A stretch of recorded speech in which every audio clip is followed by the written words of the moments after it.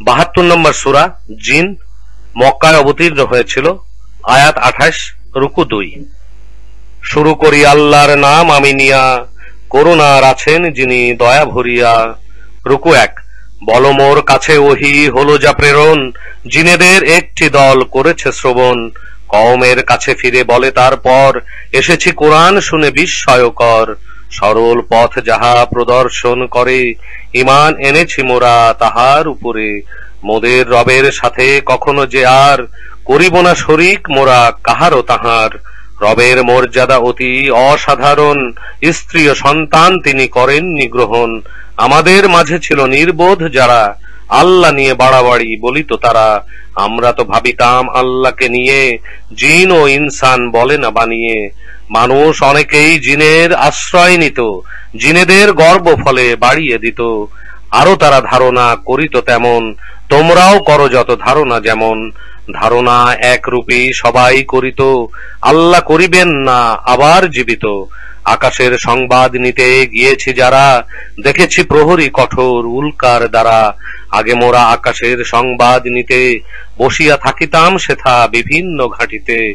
এখন খবর যদি কেউ নিতে যায়, জ্বলন্ত উল্কা এক দেখিতে সে পায়। জানি না রবের কি ইচ্ছা তাহার, পৃথিবীবাসীর কোনো ক্ষতি করিবার। হয়তোবা রব তিনি এমন কিছু চান, তাহাদের করিতে হেদায়েত প্রদান। আমাদের মাঝে আছে কিছু নেককার, কিছু কিছু ব্যতিক্রমী রয়েছে আবার।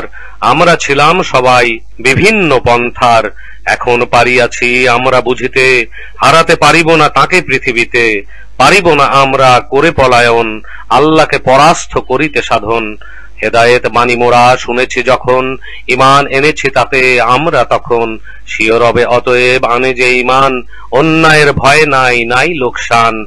আমাদের মাঝে কিছু মুসলিম যেমন, আরো কিছু করে যারা সীমা লঙ্ঘন। সুতরাং মুসলিম হইয়াছে যারা, সত্যের পথ খুঁজে নিয়াছে তারা।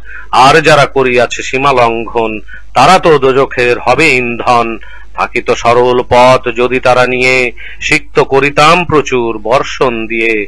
তাদেরে পারি যেন পরীক্ষা নিতে, মুখ যে ফিরায় রবের স্মরণ করিতে। নিবেন কঠোর তাকে আযাব দিতে, মসজিদ আল্লাহকে করিতে স্মরণ। আল্লাহর সাথে কারো ডেকো না তখন। আল্লাহকে ডাকিতে বান্দা যখন দাঁড়ালো, তার কাছে তখন তারা ভিড় জমালো। রুকু 2। বল মোর রবকে ডাকি আমি তো কেবল, করি না শরীক তাহার অন্য সকল।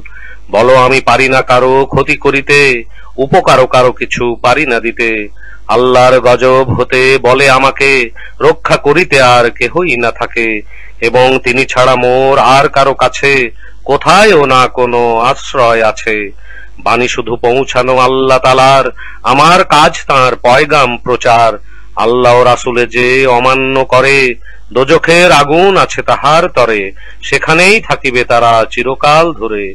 প্রতিশ্রুত শাস্তি তারা দেখিবে যখন, জানিতে তারা সব পারিবে তখন। দুর্বল সাহায্যকারী রয়েছে কাহার, কম কত রহিয়াছে সংখ্যাও আর। সেই কথা বল মোর কিছু জানা নয়, প্রতিশ্রুতি দেয়া যেটা নিকটেই রয়। নাকি তাহা রবের কোনো সময়ের বিষয়। গায়েবের জ্ঞান শুধু তাহারই আছে, প্রকাশ করেন না তিনি আর কারো কাছে। শুধু তার মনোনীত রাসূল ছাড়া, সামনে ও পিছনে তার রক্ষীর দ্বারা।